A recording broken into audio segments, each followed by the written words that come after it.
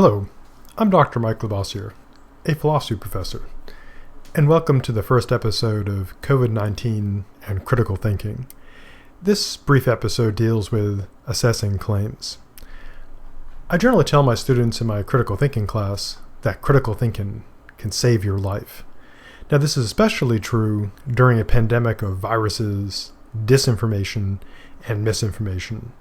Laying aside all the academic jargon, critical thinking is this: the rational assessment of a claim in order to determine whether you should accept it as true, reject it as false, or suspend judgment about the claim in question. People do often forget that they have the option to suspend judgment.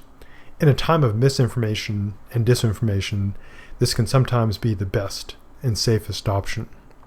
So, to use a concrete example, suppose you see a post on Facebook claiming that drinking alcohol will reduce your chance of getting sick, or you see a tweet about how gargling bleach can kill the virus, or you hear President Trump extolling the virtues of a malaria medication as a possible treatment for the virus.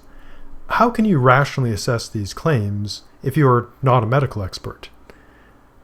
And I'm not a medical expert, so how can I even help you here? Which are all excellent questions. Fortunately, critical thinking can help you here, even if you got most of your medical knowledge from watching Grey's Anatomy, or perhaps the old soap General Hospital. Perhaps that's still a thing. I don't know.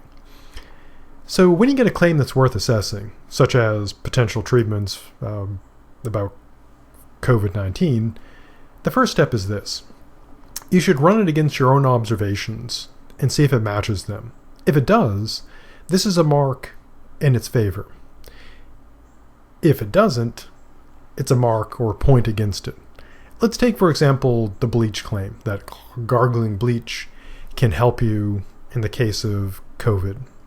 Now, if you go and look at a bottle of bleach that you bought from a reputable source, not sort of like sketchy street bleach, you'll observe on the container that it has clear safety warnings about, not drinking it, not getting your eyes, etc.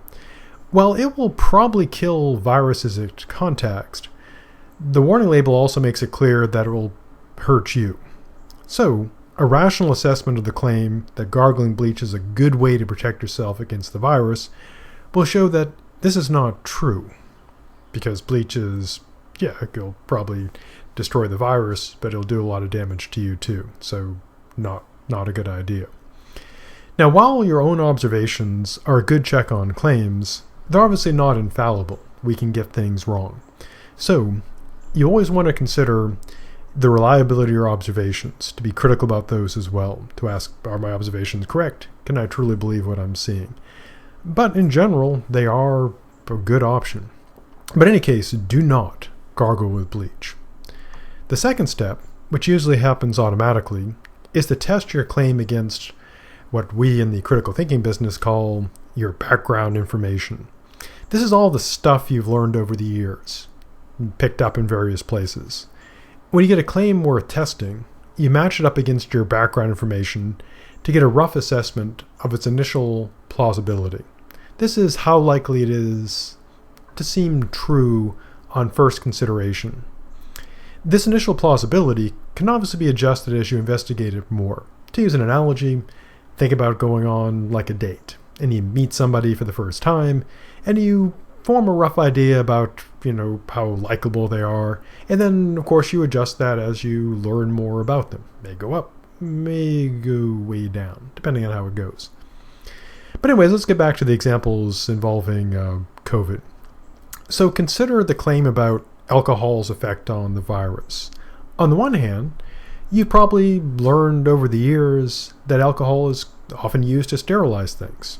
So, that raises the plausibility of the claim that alcohol can kill the virus. And maybe drinking it can help you. Maybe it'll kill the virus.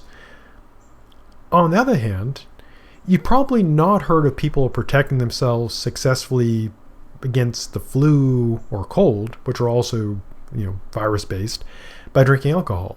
You probably haven't heard of, alcoholics miraculously, well, not miraculously, but alcoholically being protected or exempt from the flu or the cold. You might have heard anecdotal stories. My Uncle Bob drinks all the time. He never gets sick. Alcohol must be doing it. Which is what we call the fallacy of anecdotal evidence, which I'll talk about probably in a future video. So, we have in our background information that alcohol does kill stuff, destroy stuff. But we also have in our background information that the alcohol we do use to sterilize stuff is poisonous. Again, going back to direct observations again, you can combine these. If you look at a bottle of, medical alcohol, the type you might buy to, clean stuff or sterilize things, it has warnings saying don't drink this. It is, bad for you.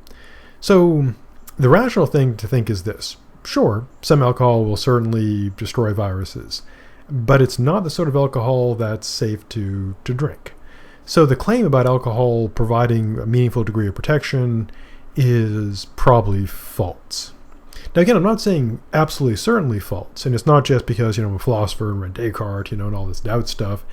It's that, you can't be 100% certain about things. Well, if you're in philosophy, you probably heard the problem of induction. You can always be wrong about stuff, blah, blah, blah.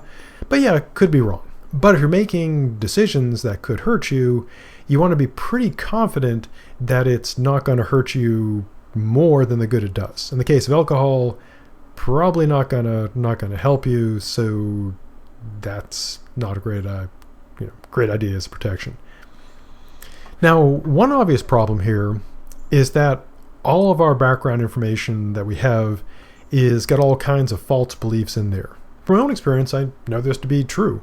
I've believed a lot of false things over the year. And friends of mine will be happy to point that out, and people who don't like me will certainly be glad to point those out. So I believe a lot of stuff that's not true. And I know right now I have a lot of beliefs that aren't true. I just don't know which ones are not true, because if I did, I'd stop believing in them. So we always have to take that into account, that our background information is fallible. So here's the problem with background information we need to watch out for. Any one of us could be accepting or rejecting a claim because of a false belief in our background information. So if, for example, I didn't have good background information about alcohol or bleach, I could be thinking, gargling bleach would be a great idea. It matches up with, these beliefs I've got, or alcohol will work great because, it's in a belief there. And I could be totally wrong. This is why it's a good idea to assess your beliefs and weed out the bad ones. Because you can only be rationally confident of your assessment of a claim to the degree that you can be confident rationally, not just like, I'm totally sure I'm right, that the background information you've got is correct. As they used to say, the more you know, the better you'll be at making such assessments. So learning is a really good thing, because ignorance is not bliss. It will often get you killed. Because what you don't know can not only hurt you, it can kill you, and it can kill everyone else. So ignorance is bad. Now, while having false beliefs can cause an error in assessing claims, people are also affected by their biases and by what we call fallacies. In philosophy and in logic, a fallacy is not saying something that's not true. It's a mistake in logic. It's bad logic, bad reasoning. To use an analogy, think about cooking food. There's kind of two ways it can go good, two ways it can go bad. One way food can go good is in terms of the ingredients. Good ingredients. That's like having stuff that's true. You can also go bad by cooking badly, overcooking, undercooking, etc.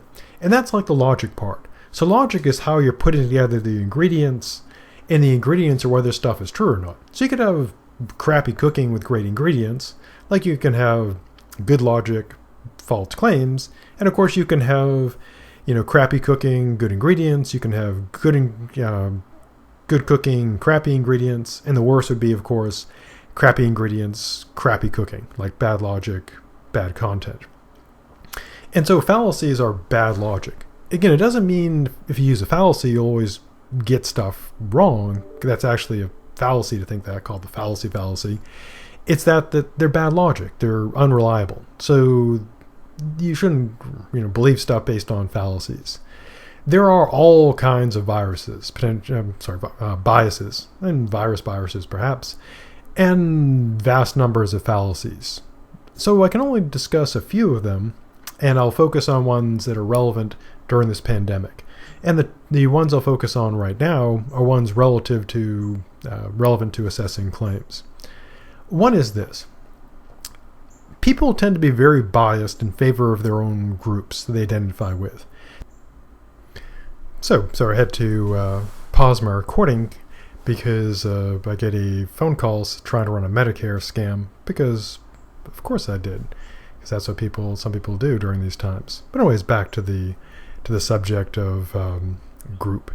Now, as I noted, that one of the things that biases people is their group membership, be it in a religion, political party, or sports team, or anything. People can form these identities.